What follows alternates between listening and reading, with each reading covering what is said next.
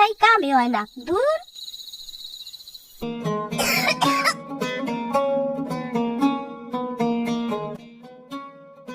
এইটা 8 ঘন্টা পর পর একটা করে খাবেন।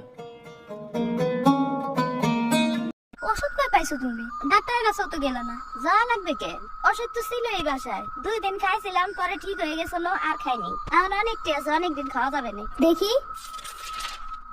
উমা, এত আগের অ্যান্টিবায়োটিক এখনো খাইতেছো তুমি? এই অ্যান্টিবায়োটিক ডাক্তারের পরামর্শ ছাড়া খেতে হয় না বাবা। পরামর্শ তো 1 মাস আগে করছিলাম।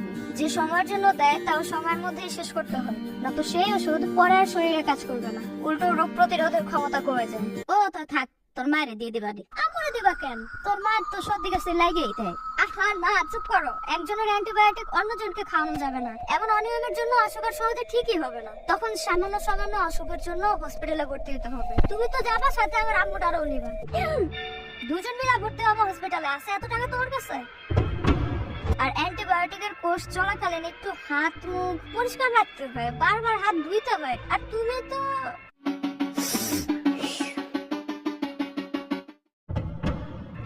ওইসে চুপ থাক, ডাক্তার দেখাই খাওয়ালি। হসপিটালের সব টাকা খরচ করতে না চাইলে ডক্টরের পরামর্শ অনুযায়ী অ্যান্টিবায়োটিক সেবন করুন।